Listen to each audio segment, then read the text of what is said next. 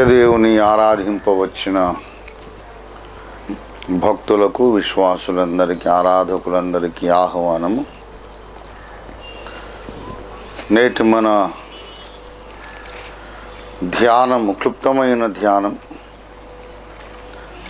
చాలా చాలా అత్యవసరమైన సందేశము కొరకు 119వ కీర్తన 26వ వచనం చదువుకుందాము. చిత్తగించండి. నా చర్య అంతయు నేను చెప్పుకొనగా, నా చర్య అంతయు నేను చెప్పుకొనగా నీవు నాకు ఉత్తరమిచ్చితివి, నీ కట్టడలను నాకు బోధింపుము. దేవుడి మాటలు మన వినికిడిలో ఆశీర్వదించునుగాక. ప్రభునందు నాకు అత్యంత ప్రియులారా, దేవభక్తి సాధనలో ఒక అతి ముఖ్యమైన బేసిక్ లెసన్, మౌలిక పాఠము, ప్రాథమిక పాఠము ఈ దినము మన సంఘానికి, మన సంఘము ద్వారా సార్వత్రిక క్రైస్తవ సమాజానికి నేర్పించాలని సంఘప్రభువు, విశ్వప్రభువైన యేసునాథుడు ఇష్టపడ్డాడు, ఉద్దేశించాడు.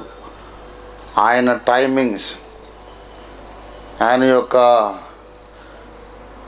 సమయపాలన అనేది చాలా ఖచ్చితమైనది. ఏది ఎప్పుడు చేయాలో, ఏది ఎప్పుడు చెప్పాలో అప్పుడే చెబుతాడు ఆయన. ఆయన పరిపూర్ణుడు. ఆయన చర్యలలో కానీ, ఉద్దేశాల్లో కానీ, సమయపాలనలో కానీ లోపం ఉండదు. His intentions are perfect and his timings are perfect. All his doings are perfect. జాగ్రత్తగా ఆలకించండి. దేవభక్తి సాధనలో ఒక అతి ముఖ్యమైన పాఠము, ప్రాథమిక సత్యము ఈ దినాన మనకు నేర్పించాలి, మన ద్వారా క్రైస్తవ సమాజం అంతటికి నేర్పించాలని దేవుడు ఇష్టపడ్డాడు అని చెప్పా. ఇక్కడ దావీదు భక్తుడు చెబుతున్న మాట గమనించండి. నా చర్య అంతయు నేను చెప్పుకొనగా, నా చర్య అంతయు నేను చెప్పుకొనగా నీవు నాకు ఉత్తరమిచ్చితివి. దేవునికి నచ్చిన భక్తుడెవరు? దేవునికి నచ్చే సంఘం ఎవరు? త్వరలోనే పెళ్లి కుమారుడుగా రానయ్యున్న ఆ భగవంతునికి, ఆ పరాత్పరుడి అవతారానికి, దేవకుమారునికి నచ్చే పెళ్లి కూతురు ఎవరు అనేది ప్రశ్న. ఆయనకు నచ్చే పెళ్లి కూతురు ఒక ఆమె ఉంది. ఆమెను పెళ్లి చేసుకోవడానికి ఆయన రెండవసారి వస్తున్నాడు. ఆయన ఏ భక్త సమాజంను పెండ్లాడుతాడో ఆమె లోపల మనం ఉండాలి. ఒక కన్నుగానో, చెవుగానో, నాలుకగానో, ఒక జీవ కణముగానో ఆమెలో మనం ఉండాలి. అది మన జీవిత గమ్యము, ధ్యేయము, ఆశయము, మనకున్నటువంటి గురి, మన కోరిక. పెళ్లి కుమార్తె సంఘములో మనం ఉండాలి. అసలు ఆయన కోరుకునే పెళ్లి కుమార్తె ఎవరు? ఇప్పటికింకా ఆయనకు పెళ్లి కుమార్తె దొరకలేదు అనేది వాస్తవం. సామెతల గ్రంథములో ఈ బాధాకరమైనటువంటి అబ్జర్వేషన్ దేవుడు చేస్తున్నాడు. సామెతలు 31వ అధ్యాయము 10వ వచనంలో, గుణవతి అయిన భార్య దొరుకుట అరుదు. నేను ఎన్నోసార్లు చెప్పాను, గుణవతి అయిన భార్య దొరుకుట అరుదు అనేది మానవ సమాజానికి సంబంధించింది కాదు. మానవ సమాజానికి సంబంధించినంత వరకు గుణవతి అయిన భార్య దొరుకుట ఎంత కష్టమో, గుణవంతుడైన భర్త దొరకడం అంతకు రెట్టింపు కష్టం. గుణవతి అయిన భార్య దొరకడం కష్టం అనేది అక్షరార్థంగా తీసుకుంటే, దురలవాట్లు లేకుండా దీర్ఘశాంతము, ప్రేమ, సహనము, క్షమాగుణము, బాధ్యత కలిగి ప్రవర్తించుట, భార్య పట్ల అన్ని విధాలా తన ధర్మము నెరవేర్చుట అనే మంచి లక్షణాలు కలిగిన ఒక మంచి భర్త దొరకడం ఇంకా ఎక్కువ కష్టం. ఆడపిల్లలదేముంది, కాస్త లోబడే బుద్ధి ఉంటే చాలు. అంతే, వాళ్ళు అంతకంటే ఎక్కువ పాండిత్యం అక్కర్లేదు. వీడికి చాలా పాండిత్యం కావాలి. ఇంటిని పరిపాలించాలి, భార్యను సంతోషపెట్టాలి, పోషించాలి. సమాజంలో ఇతడు నాయకుడు. కుటుంబం యొక్క స్థానము, స్టేటస్ ఈ భర్త మీద ఆధారపడి ఉంటుంది. ఆడపిల్లలకి ఎక్కువ తెలివితేటలు ఏం అక్కర్లేదు. పాతకాలంలో ఉన్నటువంటి పెద్దల మాట సద్దిమూట అంటారు. ఆడపిల్ల ఎక్కువ చదువుకోవాలి అంటే ఎందుకురా, వాళ్ళే ఉద్యోగాలు చేయాలా, ఊళ్ళేలాలా అనేవాళ్ళు. ఈ రోజుల్లో ఉద్యోగాలు చేస్తున్నారు, ఊళ్ళు కూడా ఏలుతున్నారు, దేశాలు కూడా ఏలుతున్నారు. అది పాత చింతకాయ పచ్చడి అని అంటున్నారు. దానివల్ల కూడా కొన్ని సమస్యలు వచ్చినాయి. అవన్నీ మాట్లాడడానికి ఇది వేదిక కాదు. ఒక్కొక్క కుటుంబానికి 4-5 ఉద్యోగాలు ఉన్నాయి. ఒక ఉద్యోగం కూడా లేని కుటుంబాలు ఎన్నో ఉన్నాయి. సోషలిజమే వస్తే, సామాజిక న్యాయమే వస్తే కుటుంబానికి ఒకటే ఉద్యోగం ఉండాలని ప్రభుత్వం శాసనం విధిస్తే ప్రజలు తట్టుకుంటారా? నెలకు 1,00,000, 2 లక్షలు సంపాదించడానికి అలవాటైన వాళ్ళు ఉద్యోగము వేరే కుటుంబానికి అసలు ఏనే లేదు. అందులో 5-6 గ్రాడ్యుయేట్లు ఉన్నారు, ఒక ఉద్యోగం లేదు. నీవు ఒక ఇంట్లోనే తల్లి, తండ్రి, కొడుకు, కూతురు, కోడలు, అల్లుడు, మొత్తం 6 సంపాదన పరులు. ఇది సామాజిక న్యాయం కాదు. 1 family must have 1 job to survive అని రూల్ చేస్తే, నేను చేయటం లేదు, అది సోషలిస్టు వ్యవస్థ. అట్లా రూల్ చేస్తే మనం తట్టుకుంటామా? ప్రియులారా, ఏది ఏమైనా డెవలప్మెంట్ అనేది ఉన్నప్పుడు డెవలప్మెంటల్ హజార్డ్స్ కూడా ఉంటాయి.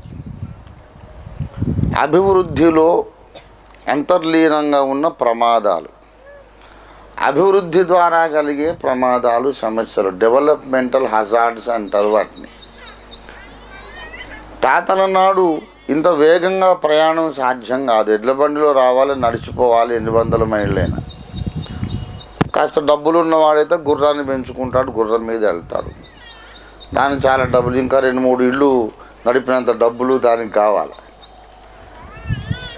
గుర్రాలను పెంచుకోవాలి, పోషించుకోవాలి, దానికి ఒకడు ఉండాలి, మళ్ళీ మాలిష్ చేసేవాడు. ఇదంతా పెద్ద వ్యవస్థ. అంతగా చేయాలంటే డబ్బులు ఉన్నోడే చేయగలడు. తాతల నాడు ఇంత వేగంగా వెళ్ళలేం. ఇప్పుడు బాగా స్కూటర్లు, కార్లు అన్నీ వచ్చినాయి.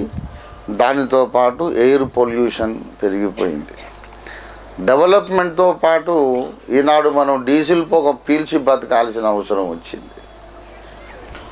ఢిల్లీ లాంటి ప్రధాన నగరాల్లో, బొంబాయి లాంటి నగరాల్లో ఏ పని పాట లేకుండా ఊరికనే ఉదయం 6 గంటల నుండి రాత్రి 9 గంటల దాకా రోడ్ల మీద ఒట్టిగా తిరుగుతా, దిక్కులు చూస్తూ ఉంటే 5 సిగరెట్లు తాగినంత కల్మషం ఊపిరితిత్తుల్లోకి పోతుంది. అది మన డెవలప్మెంట్.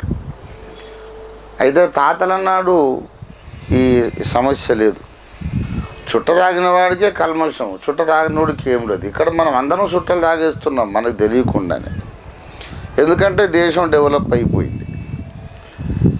అలాగే డెవలప్మెంటల్ హజార్డ్స్ అనేవి అన్ని రంగాల్లో ఉన్నవి.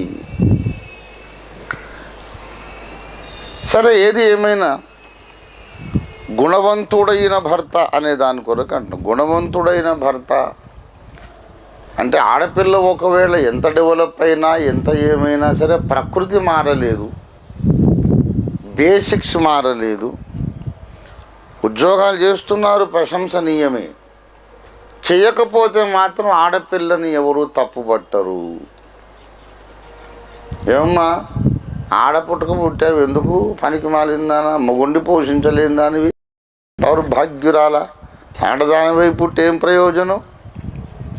చెట్టంత మొగుడు ఉన్నాడు, కాస్త అన్నం ముద్దేమని పెడుతున్నావా లేదా? 4 రాళ్ళు సంపాదించావని ఇస్తున్నావా? నువ్వే వాడదానివమ్మా అని అంటారు ఎవరైనా? అన్నారు. మగోడిని అయితే అంటారు, ఏరా మగోడు వైపు పుట్టావు, దౌర్భాగ్యుడా, సిగ్గుచడం లేదురా, పెళ్ళాన్ని పోషించలేనోడు, అసలు పెళ్ళి ఎందుకున్నా నీకు?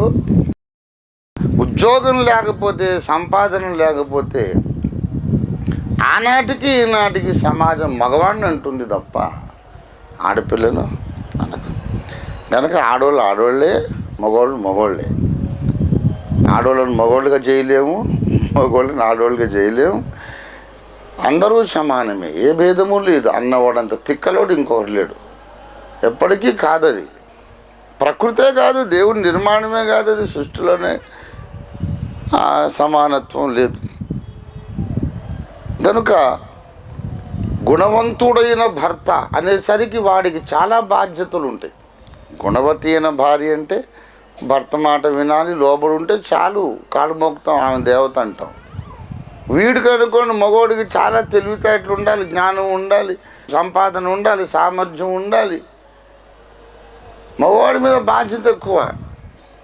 అందుచేత గుణవతి అయిన మంచి భార్య దొరికేది చాలా కష్టమే. కానీ అంతకు 4 ఇంతలు కష్టము మన అమ్మాయికి కరెక్ట్ భర్త రావడం చాలా కష్టం. ఒక అమ్మాయిని కనీ పెంచి పెళ్లి చేయండి, అప్పుడు తెలిసి వస్తుంది. ప్రపంచం గాలించిన నీకు తగిన అల్లుడు దొరకడు, చాలా కష్టం. ఒకవేళ నీకు సరైనటువంటి అల్లుడు, ఆడపిల్లకి సరైన భర్త దొరికాడు అంటే అదొక మహాద్భుతమే తప్ప ఏం కాదు. ఆడపిల్లలు చాలామంది 100కి 90 మంది అడ్జస్ట్ అయ్యి కాపురాలు చేస్తున్నారు. మగవాళ్ళైనా ఆడవాళ్ళైనా అడ్జస్ట్మెంటే. కాపురము is continual adjustment and compromise. సంసారం అనేది నిరంతరము లొంగిపోవడం, అడ్జస్ట్ అయిపోవడం, మన అహాన్ని చంపుకోవడం, పోనీలే అనుకోవడం, అండ్ దట్ ఈజ్ సంసారం. సంసారం అంటే నా మాట మీద నేను ఉంటాను అంతే, నేను చెప్పినట్టు చేయాలి, నాకు తేడా వస్తే కుదరదంతే అనుకున్నోళ్ళు ప్రధానమంత్రి పదవికి అర్హులు తప్ప భార్య పదవికి అర్హులు కాదు, భర్త పదవికి కూడా అర్హులు కాదు. అడ్జస్ట్మెంట్ లేనోడు, పట్టు విడుపు లేనోడు పెళ్ళికి అసలు పనికిరాడు, is unfit. All families are existing because both sides are compromising. పోన్లే అనుకోవాలి. దేవుడితో మన సంసారం కూడా పోన్లే అనుకుంటేనే నడుస్తుంది. మనం ఎంత రూల్ మాట్లాడితే, మనం రూల్ మాట్లాడిన సంసారం నడవదు, దేవుడు రూల్ మాట్లాడినా నడవదు.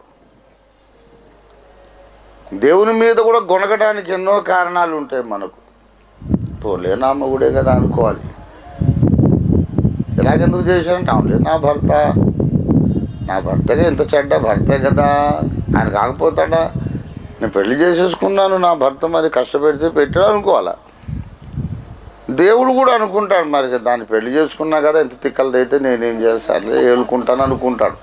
అట్లా దేవునికి భక్తునికి మధ్య సంసారం నడుస్తుంటుంది తప్ప దేవునికి ఇప్పటిదాకా పర్ఫెక్ట్ భార్య దొరకనే లేదు అని ఇక్కడ చెబుతాడు. గుణవతి అయిన భార్య దొరుకుట అరుదు. అంటే దేవుని కుమారుడైనటువంటి నాద బ్రహ్మానికి, ప్రణవనాథునికి, ఆది యందున్నటువంటి వాక్య బ్రహ్మము, శబ్ద బ్రహ్మానికి భార్య కావాలని దేవుడు వెదుగుతున్నాడు. 6000 ఏండ్ల నుండి కాదు,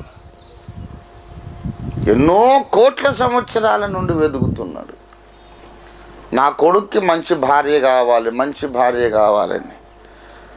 అందగత్తెలు ఉన్నారు, అన్ని విధాల ఆటపాట నేర్చిన మంచి కళలు తెలిసిన వాళ్ళు ఉన్నారు.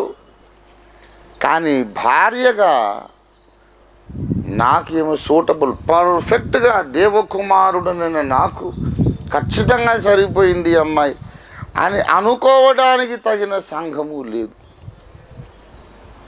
ఎందుకు లేదో చెబుతున్నాను ఇప్పుడు. దేవుని కుమారునికి తగిన భార్య, గుణవతి అయిన భార్య అనగా ఎవరు అంటే ఆమెకు 3-4 లక్షణాలు ఉండాలి.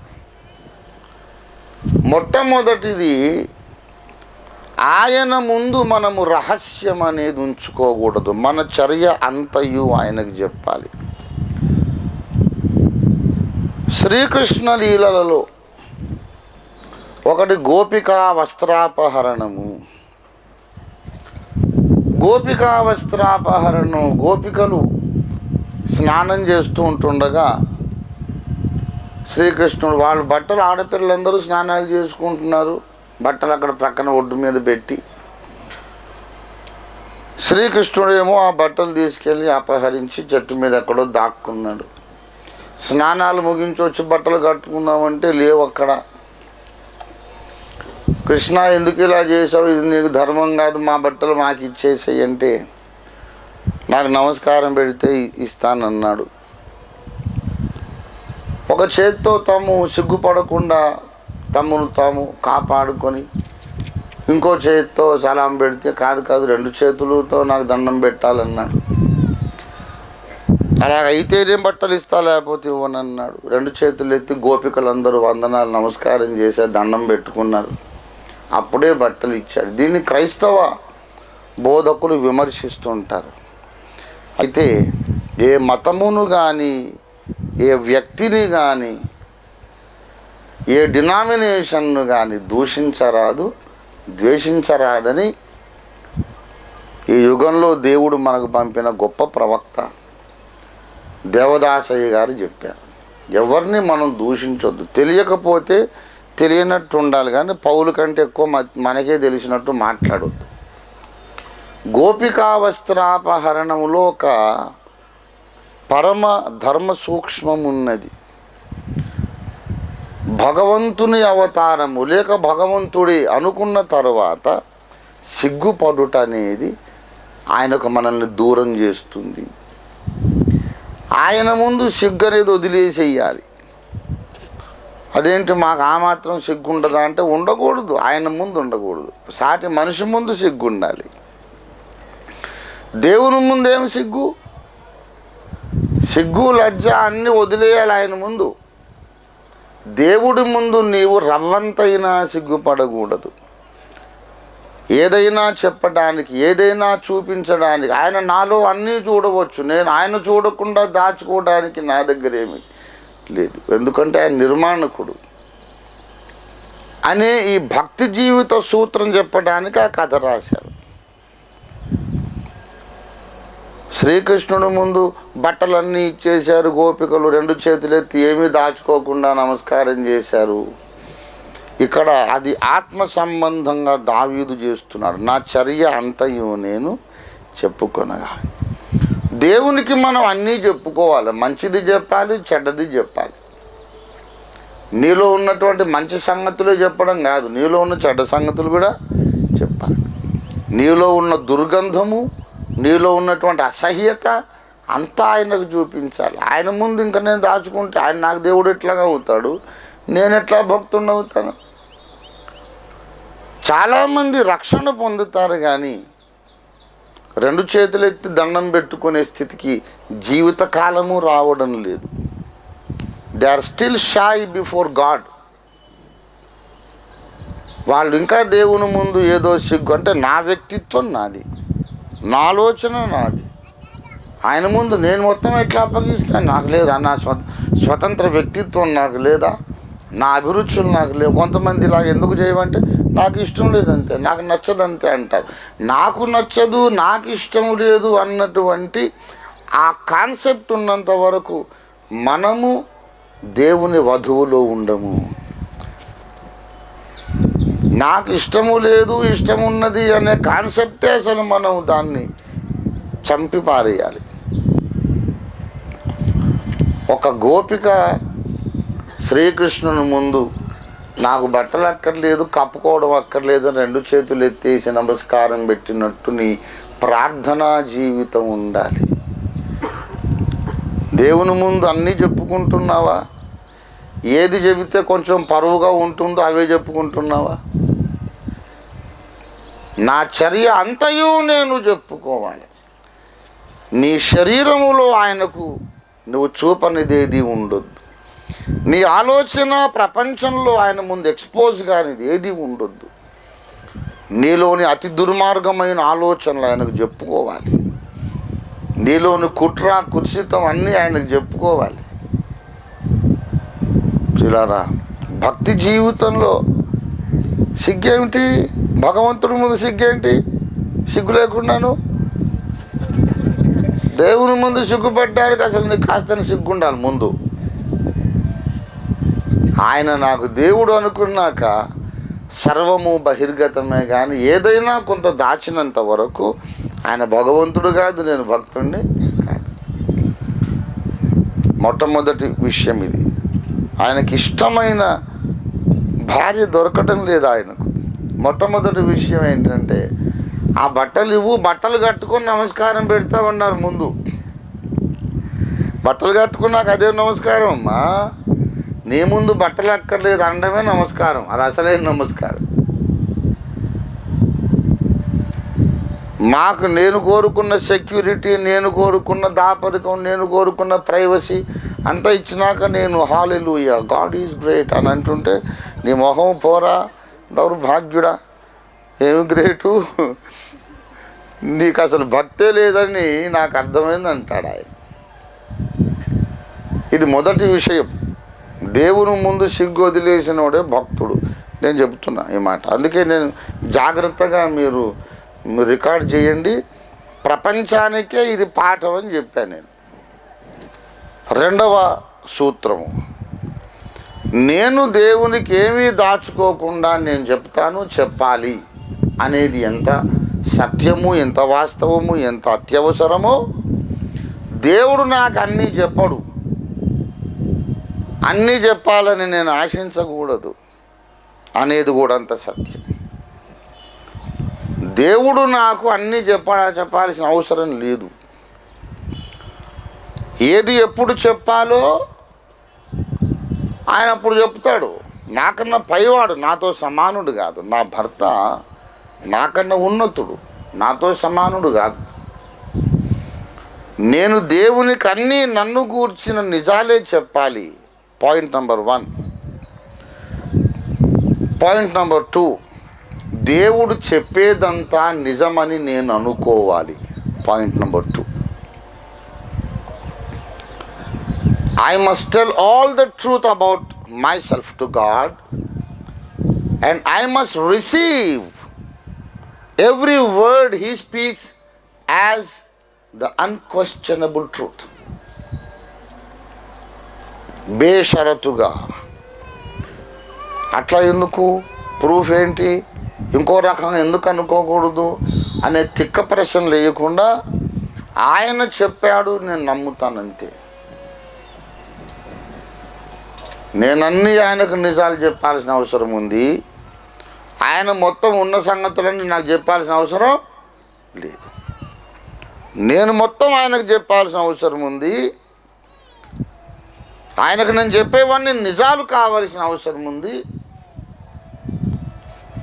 కానీ ఆయన చెప్పిందే నేను నిజం అనుకోవాలి. కానీ ఆయన ఇలాగ చెప్పాడు కదా, అసలు దాని వెనుక ఇంకా ఏమి నిజం ఉందోనని దేవుని మీద నిఘా పెట్టకూడదు.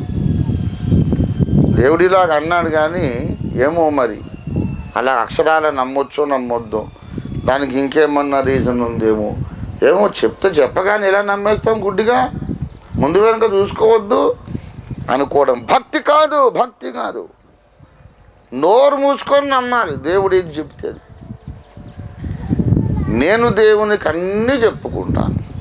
నాలో మంచిది చెప్తాను, చెడ్డది చెప్తాను. నాకైతే తెలుసు, వధువు సంఘంలో ఎవరున్నా లేకున్నా నేను గ్యారంటీ ఉంటాను. ఎందుకంటే భక్తుడిని, నేను భక్తి నేర్చుకున్నా. పండితుడిని కాబట్టి, కవిని కాబట్టి రచయితను కాబట్టి కాదు, భక్తుడిని నేను. యేసు ముందు నేను ఒక గోపిక లాంటి భక్తుడిని. ఆయన ముందు ఎప్పుడు చేతులు దండం పెడతాను, ఏం దాచుకోను. సబ్ కుछ దేఖ్ లో తుమారా హై, నేను నీవాణ్ణి. తప్పకుండా నేను మాత్రం వధువు సంఘంలో ఉంటా, ఆమె తలకాయలో పోయి ఉంటాను నేను. అయితే అట్లాంటి వాళ్ళని తయారు చేద్దామని అనుకుంటున్నా కానీ కావడం లేదు.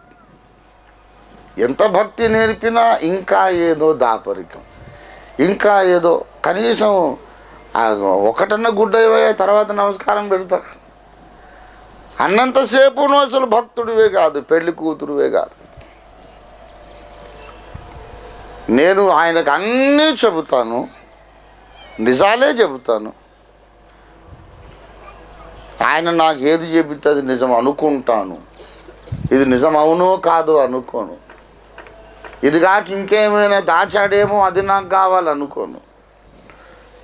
నాకు చెప్పనిది ఏదన్నా ఉన్నది అనిపించినప్పుడు మొర్ర పెట్టుమన్నాడు.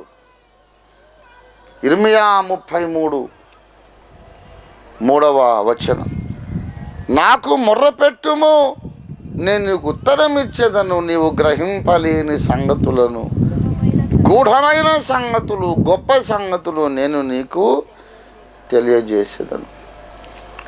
దేవుడు నాకు చెప్పకుండా ఏదైనా దాచిపెట్టాడు అని నాకు అనిపించినప్పుడు నా బోర్డు రీసెర్చ్ కాదు, ఆయన పాదాలు పట్టుకొని ఏడుస్తాను. అయ్యా, నాకు ఇంకేదో మరుగైనది ఉన్నది, నాకు తెలియజెప్పు. నా మీద నీకు దయ కలిగితే నాకు కళ్ళు తెరిచి సత్యాన్ని చూపించమని అడుగుతాను.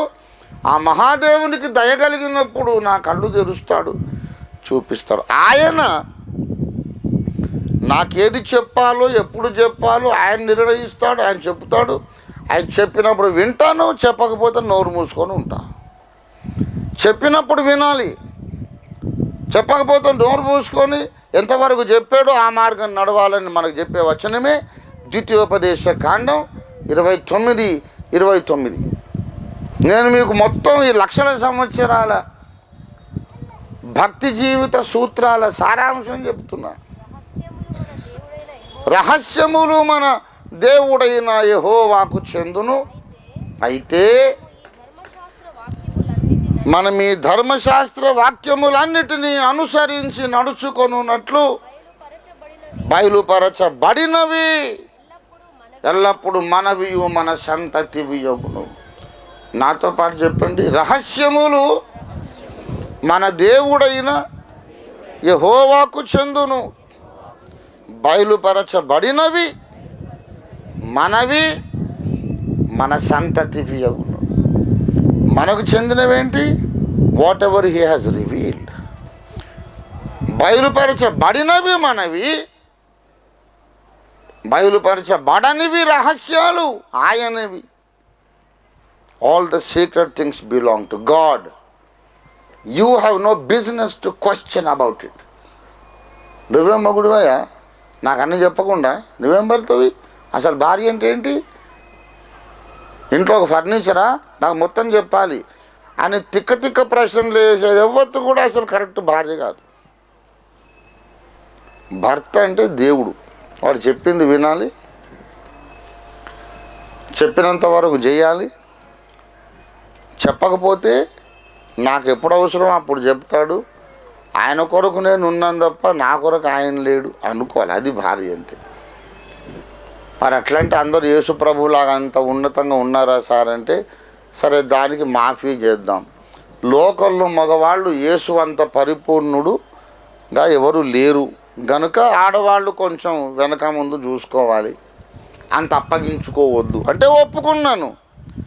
కానీ సర్వసంపూర్ణుడైన యేసుకే భార్యగా నీవు నిలబడాలనుకున్నప్పుడు ఈ లోకపు భర్త ముందు నీకు అంత అంకిత భావం ఉండకపోవచ్చు. కానీ ఆ పరమ పురుషుడు ముందు లేకపోవడం ఏమిటి? క్షమించరాని నేరము కాదా ఇది?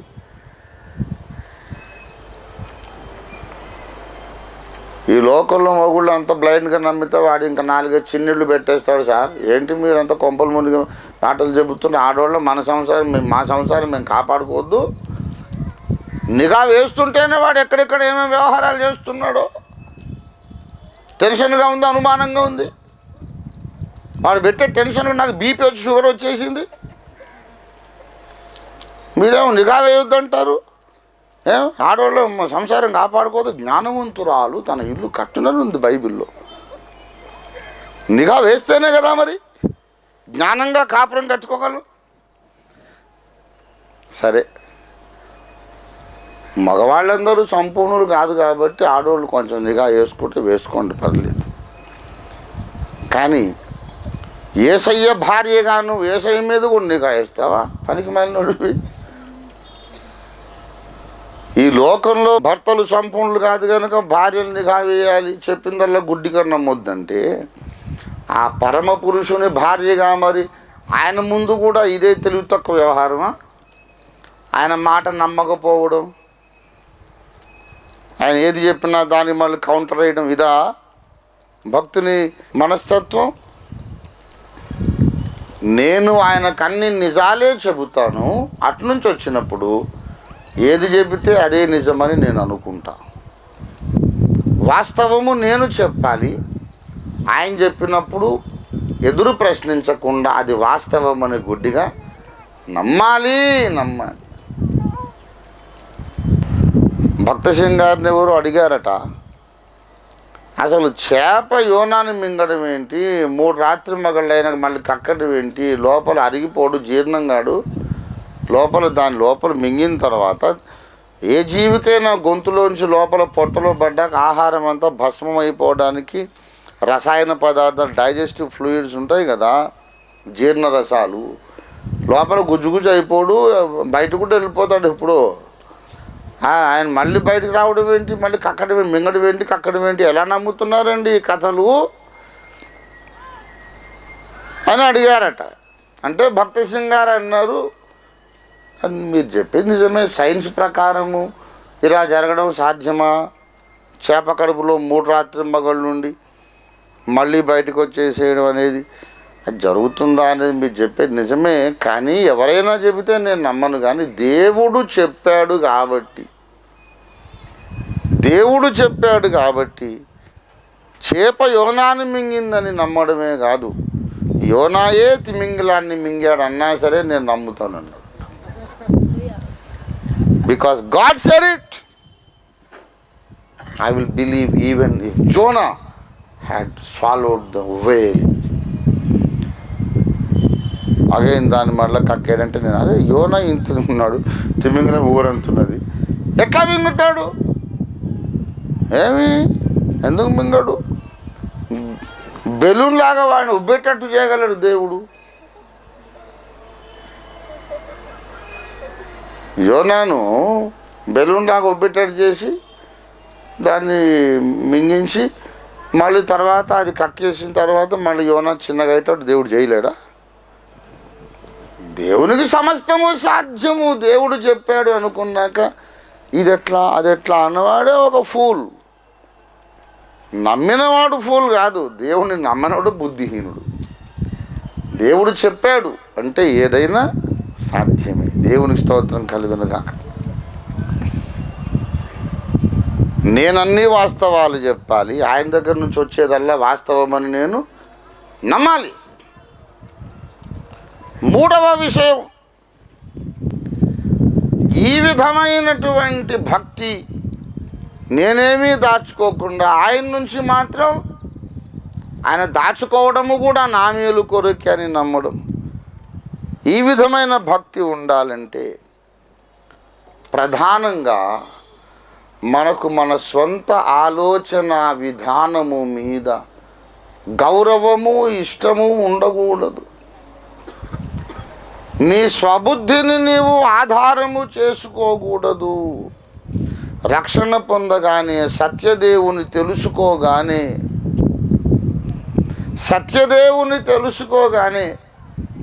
ముందు చేయాల్సిందేంటో తెలుసా? నీ సొంత బుద్ధిని మూటగట్టి హుస్సేన్ సాగర్లోకి ఇసిరి పారేయాలి. ఎవరైతే తమ స్వబుద్ధిని ఆధారం చేసుకున్నారో, ఎవరైతే తమ స్వచిత్తము మీద నా ఇష్టం, నాకు ఇది ప్రిఫరెన్స్, అంతే, నేను ఇట్లా అనుకున్నా కనుక అట్లాగే చేస్తా అన్నారో, they are totally disqualified to call themselves Christians. Leave alone being in the bride. పెళ్లి కుమార్తె సంఘం అనేది పక్కన పెట్టండి, అది హిమాలయన్ పీక్. అది పరలోకంలో ఫుట్పాత్ మీద ఉంటారు కూడా పనికిరారు. స్వబుద్ధి ఏంటి? నీ బోడి స్వబుద్ధి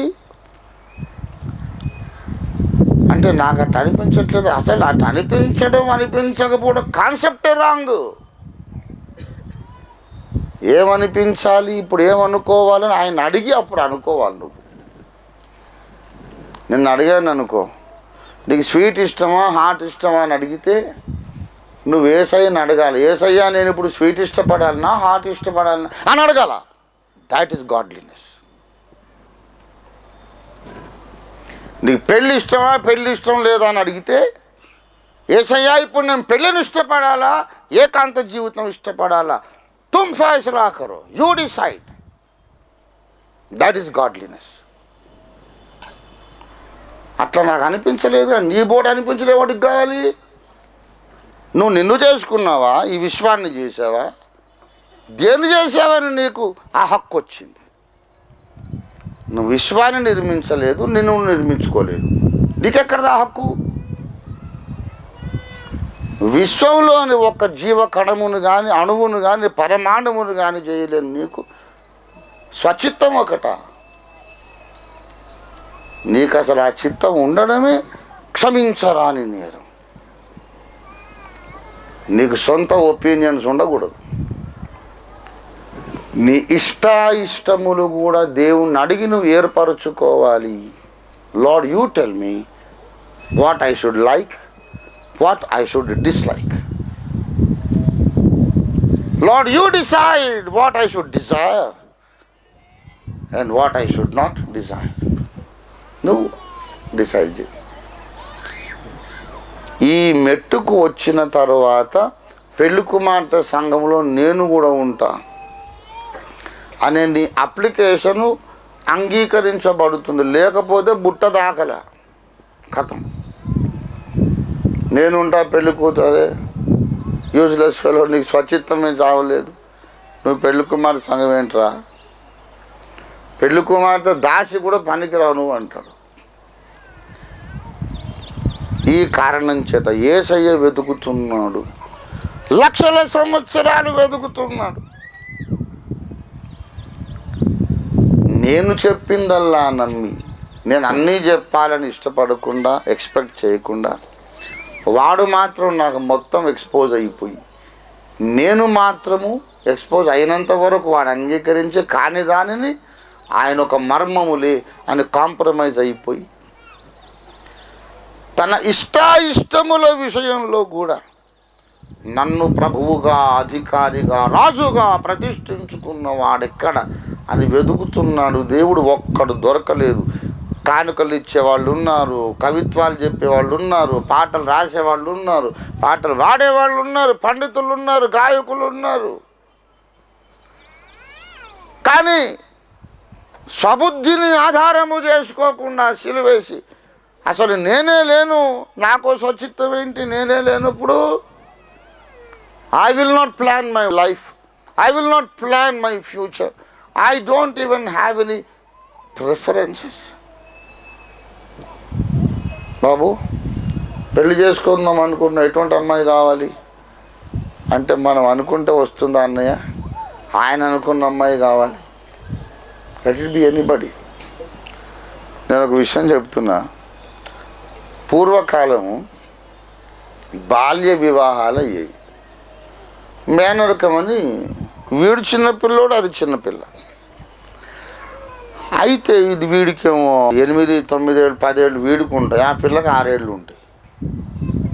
బొమ్మల పెళ్ళిలాగా, దానికేమీ తెలియదు, వీడికేం తెలియదు. డబ్బులు కొట్టేసి బాజాలు కొట్టి కట్టలా తాళ్ళు కట్టాడు, కట్టేస్తాడు.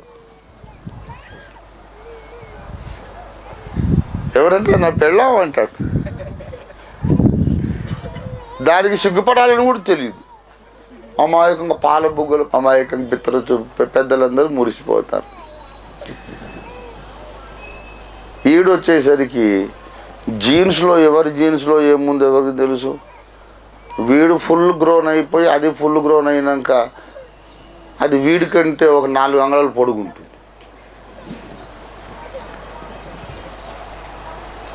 పెద్ద అయిన తర్వాత ఈ అమ్మాయి నాకంటే పొడుగున్నది కనుక నాకేమో భార్యగా వద్దు అంటాడు వాడు.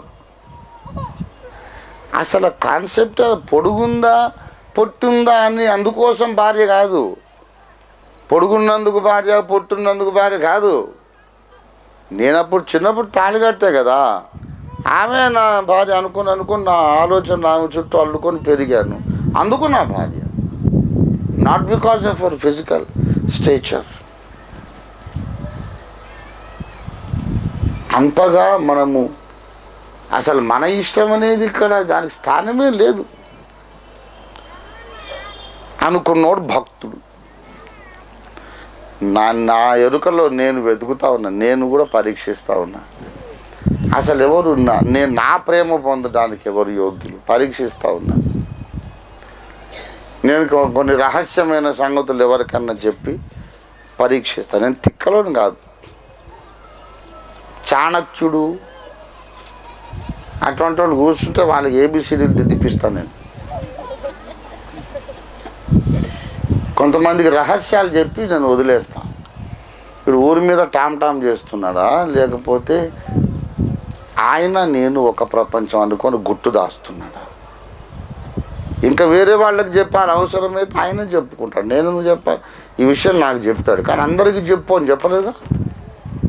నాకు చెప్పిన సంగతి నాకు అవసరమని చెప్పాడు, వేరే వాళ్ళకు కూడా చెప్పు బాబు అని అంటాడు గురువు. అనలేదు కదా, కనుక నేను చెప్పు. I'm testing. ఇప్పటిదాకా నేను చెప్పిన ఈ 3 పాయింట్లు, హైడింగ్ నథింగ్, ఏమి దాచకుండా, ఏ విషయంలోనూ ఆబ్జెక్షన్ లేకుండా, అటువైపు నుండి మాత్రం ఒక హయ్యర్ ప్లేస్ ఇచ్చి, నీవు నాకంటే ఉన్నతం కనుక ఏ దాచుకునే హక్కు నీకుంది, అవసరమైనప్పుడు చెప్పే అధికారం నీకుంది అని ఆ ప్లేస్ ఇచ్చి, when I make decisions I don't trust my own wisdom అనుకునే వాళ్ళు ఉన్నారా అని 54 ఏళ్ళ వయసు వచ్చింది, ఇప్పటిదాకా వెతుకుతున్నా. I didn't find 1%. ఈ 3 ఒకటన్నా ఫెయిల్ అయిపోతారు. స్వచ్ఛితమైనా ఉంటుంది, దాపరికమైనా ఉంటుంది, లేకపోతే నేను చెప్పనప్పుడు వాడు తిరగబడ్డమన్నా చేస్తాడు. మనిషిని నా ముందే ఫెయిల్ అయిపోతున్నారు. ఆ పరలోక రాజకుమారుడు ముందు ఎవరండి ఉత్తీర్ణులయ్యేది? అందుకే అన్నాడు, గుణవతి అయిన భార్య దొరుకుట. ఇప్పుడు చెప్పమన్నాడు, నేను చెప్తున్నా. రాత్రి నిద్రపోతే కొట్టి లేపి, ఇప్పుడు మీరు చూస్తే ఇప్పుడు ఆ బుక్ ఉంది, నేను విశ్వచరిత్ర బుక్, అందులో నేను కెలికిన అక్షరాలు మీకు కనపడతాయి. రాత్రి 2 గంటలకు దేవుడు నన్ను లేపి, రేపు పొద్దున నువ్వు విషయం చెప్పాలి. ఏనాడు నేను నీకు చెప్పాను, చెప్పడానికి సమయం రాలేదన్నాను, ఇప్పుడు సమయం వచ్చింది, ఇప్పుడు చెప్పమన్నాడు. చెప్తాలే ప్రభువా అని ముడుచుకొని పడుకుంటే నువ్వు మర్చిపోతావు. దుష్టుడు నువ్వు మర్చిపోయేటట్టు చేస్తాడు. రాయి అంటే అలసటలో లేచి నేను రాయలేక, లేచి లైట్ వేయడానికి కూడా నాకు ఓపిక లేక, నా మొబైల్ ఆన్ చేసి ఆ కాంతిలో నేను కెలికాను ఈ 3 విషయాలు. ఇవాళ సంఘానికి చెప్పు, జాగ్రత్త రికార్డ్ చేయమని చెప్పమన్నాడు దేవుడు. ఇది మొత్తం సార్వత్రిక సమాజానికి పంపిణీ చేయాలి. గుణవతి అయిన భార్య అంటే ఎందుకు లేదో నీకు అర్థం కావడానికే బాబు కొంతమందిని మీ దగ్గర తీసుకొచ్చారు, ఆడవాళ్ళు కానీ మగవాళ్ళు కానీ. I was disappointed every time I loved a person. అయితే ఒకటి చెప్పగలను, దెర్ ఇస్ స్మాల్ మైనారిటీ, చాలా కొద్ది మంది ఉన్నారు. 1,000,000 మందిలో వెతికితే 1-2 ఈ క్వాలిటీస్ ఉంటాయి. 1,000,000 మందిలో 1-2. అందుకే గుణవతి అయిన భార్య దొరుకుట అరుదు అన్నాడు తప్ప అసాధ్యం అనలేదు. It is very rare but not impossible. Impossible అయితే ఇక యేసయ్యకు పెళ్ళి ఎప్పటికీ కాదు, ఎప్పటికీ దొరకదు భార్య. కానీ భార్య దొరుకుతుంది, పెళ్ళవుతుంది. గొర్రెపిల్ల వివాహ మహోత్సవం తర్వాత కొత్త విశ్వం ఆవిర్భవిస్తుంది. దేవుని స్తోత్రం కలుగును గాక. దాపరికం ఏమీ లేదు నాకు అనుకుంటేనేమో స్వచిత్తాన్ని వదిలిపెట్టరు. స్వచిత్తం తప్ప గట్టిగా పట్టుకుంటారు, నేను అనుకున్నది అంతే అని, అక్కడ ఫెయిల్. స్వచిత్తాన్ని కూడా వదిలేస్తేనేమో నా మాట ఉన్నట్టు నమ్మరు. ఓ వీడు నమ్మడం లేదు నన్ను, వాడేమో దాచుకుంటాడు, నేను చెప్పిందేమో నమ్మడు. ఏదన్నా డెసిషన్ చేసేటప్పుడు నాకట్లా తోచలేదుగా, నువ్వు చెప్తే ఎందుకు వింటాను అంటాడు.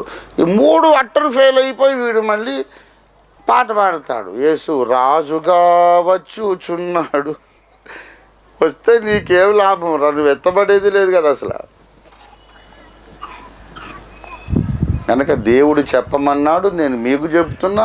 ప్రపంచంలో ఉన్న ప్రతి క్రైస్తవుడికి చెప్తున్నా, ఏదో చిన్న పుస్తకమైన రాసి రిలీజ్ చేస్తాను. పుస్తకం రాయాల్సిన మ్యాటర్ కానీ నేను పుస్తకం రాసిన మ్యాటర్ అంతా ముందు నేను ప్రసంగాల్లో చెప్పాను, తర్వాతే రాశాను. పరిశుద్ధ దేవుని గూర్చిన జ్ఞానం మొదలుకొని యుగాంతం మొదలుకొని అసలు వధువు సంఘం ఎవరు అనేది పెద్ద సబ్జెక్ట్. గుణవతి అయిన భార్య దేవకుమారునికి దొరకడం చాలా కష్టం అయిపోయింది. ఎందుకంటే ఇది ఆదాము పిల్లలు ససేమిరా దేవుని ముందు వస్త్రహీనులుగా ఉండడానికి ఇష్టపడరు. ఆదాము పిల్లలు కొంతైనా దాచుకోకపోతే దేవుని ఆరాధించలేరు. ఒక బట్ట అయినా ఇవి మొత్తం తీసుకున్నవేంటంటారు. ఆదాము పిల్లలు దేవుడు చెప్పింది చెప్పినట్టు నమ్మరు. ఈ లక్షణాలు ఉండబట్టే హవ్వ పడిపోయింది. అక్కడ నుంచి ప్రారంభమైంది. హవ్వ స్వబుద్ధిని ఆధారము చేసుకున్నదా లేదా నాకు చెప్పండి. ఈ పండు తినవద్దు ముట్టవద్దని దేవుడు చెప్పినని ఎక్స్ట్రా కూడా చెప్పింది ఆమె. వినండి, ముట్టద్దని దేవుడు చెప్పలేదు, తినొద్దు అన్నాడు అంతే. ఈమె కొంచెం దానికి యాడ్ చేసింది. తినవద్దు ముట్టుకోవద్దు కూడా అని దేవుడు చెప్పాడు అన్నావు కదా. సరే, ముట్టుకోవద్దు అని కూడా నువ్వు మసాలా కలిపినంత భక్తురాలివి, మరి ఏకంగా తినేసావు. ఎట్లా తిన్నావు? ముట్టుకోవద్దు అనుకున్న తర్వాత తినేసావు. ఎట్లా తిన్నావు? తిని మళ్ళీ ఆదాముకి ఇచ్చానట దేవుడు చెప్పాడా? సరే, దేవుడు చెప్పాడా లేదా అనే సంగతి వదిలేయి. దేవుడు ఆ మాట ఆజ్ఞ ఇచ్చినప్పుడు ఇవి ఇంకా ఉనికిలోనే లేదు, పుట్టనే లేదు. హవ్వను నిర్మాణం చేయకముందు ఆదాము ఒంటరిగాడుగా ఉన్నప్పుడు దేవుడు ఆజ్ఞాపించాడు. కొత్త ముఖం వచ్చాడు ఆది మహాఘట సర్పం. ఇది నిజమా? దేవుడు చెప్పాడా? ఏదో అంటున్నాడు వాడు. అది ఏది నిజమో దేవుడు ఏం చెప్పాడు? అప్పుడు ఇంకా నేను లేనయ్యా బాబు, నువ్వెవరు నాకు తెలియదు, మా ఆయన్ని పిలుస్తాను, అసలు దేవుడు చెప్పింది ఆయనకు నాకు కాదు అని చెప్పి, ఏమండి ఇదిగో ఎవరో ఒక ఆయన వచ్చి దేవుడు చెప్పిన మాట గురించి అడుగుతున్నాడు, కాస్త రండి అని ఆదామును ఎందుకు పిలవలేదు? ఏమెందుకు మనకొచ్చ పెద్ద వ్యవహారం మొదలుపెట్టింది? ఒక విషయం మన ముందుకు వచ్చినప్పుడు నన్ను మించిన మైండ్ ఒకటి ఉంది అని అనుకోలేకపోవడం పాపానికి, పొరపాట్లకు, తప్పటడుగులకు మూల కారణం. నీ ముందుకు ఒక డెసిషన్ వచ్చింది, డెసిషన్ తీసుకోవాలి. నువ్వు ఎప్పుడు never commit that foolish mistake, never commit that foolish mistake of trust in your own wisdom.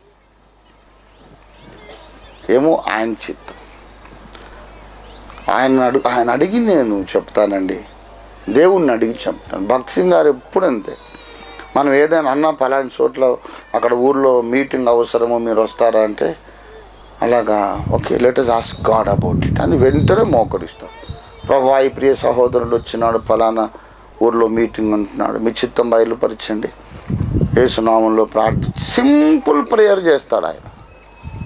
ఒక 3 ముక్కలే కానీ ఆయన ముందుకు నువ్వు ఏ విషయాన్ని తీసుకుపోయినా come let us pray about it అని ఇమ్మీడియట్గా మోకరించడం నేర్పించిన ఆదర్శ పురుషుడు భక్త్ సింగ్ గారు. అందుకే ఆయన గుర్తురాగానే ప్రార్థన గుర్తొస్తుంది.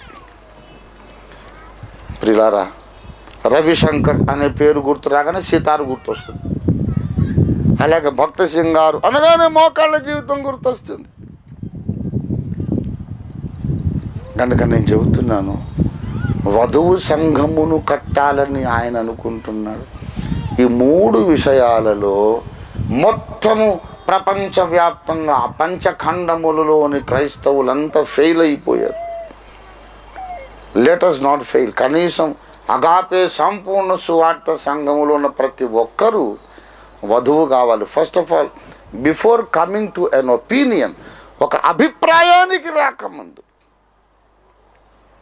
నీవు చాలా జాగ్రత్తగా ఆచితూచి ఆలోచనల్లో ఒక అభిప్రాయానికి ఒక మనిషి మంచివాడు ఒక ఒక అమ్మాయి, ఒక స్త్రీ, ఈమె మంచిది లేకపోతే చెడ్డది, ఇతడు మంచివాడు లేక చెడ్డవాడు అనే బేసిక్ అసెస్మెంట్లో కూడా you must ask the holy spirit to guide you. విశ్వాస జీవితంలో ఉన్నోళ్ళు అంత అవలీలుగా ఆమె ఇటువంటిది అంట కదా అని ఇంకొకరితో ఎలాగంటారు నాకు అర్థం కాదు. ఇది I can never understand this. 1000 ప్రసంగాలు చేసి ఉంటాను నేను, నోరు జాగ్రత్త, నోరు జాగ్రత్త, నోరు జాగ్రత్త. మనసులో ఉన్నదంతా పెదవుల మీద రానక్కర్లేదు. నెగటివ్ స్టేట్మెంట్ అనడానికి 1,00,000 సార్లు ఆలోచించండి అని చెప్తున్నాను. 2 ఆడవాళ్ళు కలుసుకున్నా, 2 మగవాళ్ళు కలుసుకున్నా, అతడు ఇట్లాగంట కదా అనేసుకోవడం. అంత ఈజీగా ఒక మనిషిని వచ్చి డ్యామేజింగ్ స్టేట్మెంట్ చేసి అది మంచిది కాదు, వీడు మంచోడు కాదని అభిప్రాయానికి వచ్చి ప్రచారాలు చేసి మళ్ళీ వధువు సంఘంలో ఉంటావు నువ్వు. ఆమెడు దూరం కూడా ఉండలేవు ఆ వధువు సంఘానికి. We have to repent. నాకేం కొత్తగా ఏం గాయం కాలేదు, కొత్తగా నన్ను ఎవరు అపార్థం చేసుకోలేదు. నిన్న మొన్న అయితే ఏం జరగలే. I'm happy enjoying God's presence.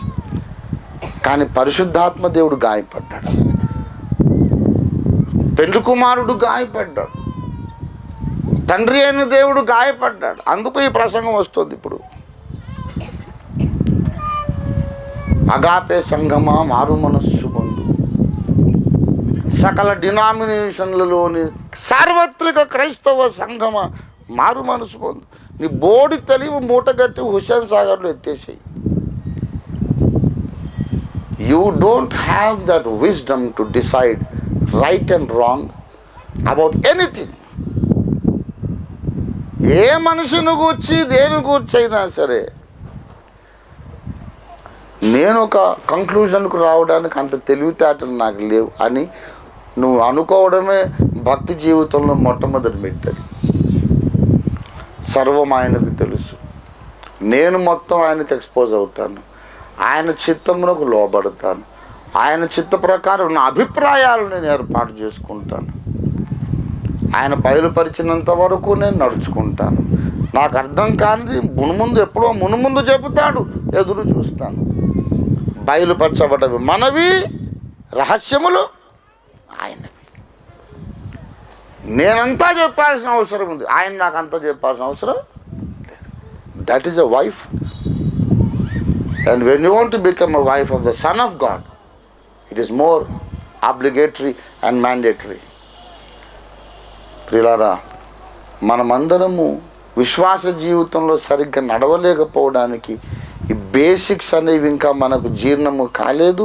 ఇవాళ అవి జీర్ణం అగునట్లుగా మనం కొంత సమయము ప్రార్థనలో గడుపుదాం. లెటస్ ప్రే. ప్రార్థన చేసుకుందాం రండి. దేవుని ముందుకు వచ్చాము. త్రాగుడును గూర్చి, వ్యభిచారాన్ని గూర్చి పశ్చాత్తాపడాల్సిన మనుషులు ఇక్కడ ఎవరూ లేము.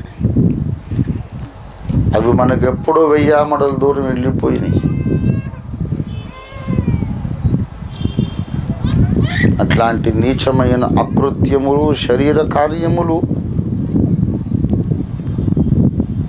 భూలోక సంబంధులే చాలామంది మానేశారు. మనం ఎందుకు చేస్తాం వాటిని? కానీ ఏ పెళ్లి కుమార్తె కొరకు యేసునాథుడు పరిశుద్ధ రక్తాన్ని, తన పరిశుద్ధమైన దైవ రక్తాన్ని సిలువలో కార్చినాడు, ఆ పెళ్లి కుమార్తెలోనికి మనం రాలేకపోతున్నాం. This is the basic nature of Eve that has crept and spread into the whole human race. ఒక్క నిమిషం కళ్ళు మూసుకొని మీ హృదయాంతరింద్రియాల్లోకి చూసుకొని భక్తిలో, ఆరాధనలో, ప్రేమలో పరిపక్వము కాలేనప్పుడు ఆయన పెళ్లి కుమార్తెలో మనం ఎలా ఉంటాము? Most of us are making damaging statements about our own fellow church members, carelessly, recklessly, thoughtlessly.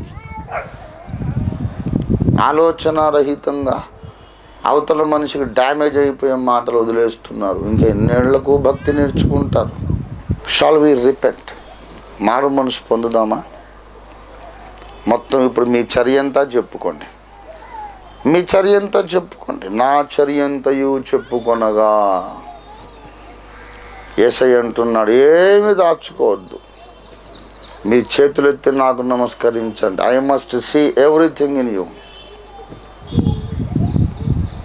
Hiding something before God is sin. నీలోని మంచి, నీలోని చెడు, నీ సహజతత్వము సహా, your natural self, natural qualities also must be told, confessed. మరిన్ని వివరములకు మమ్మల్ని సంప్రదించండి. ఓఫిర్ మినిస్ట్రీస్, LIG 86/1, 3వ phase, KPHP colony, Kukatpally, Hyderabad 500072. మా ఫోన్ నంబర్స్ 9908773008, 9955110044. మా వెబ్సైట్ www.ofirministries.org. మా ఇమెయిల్ satyvedasaram@ofirministries.org.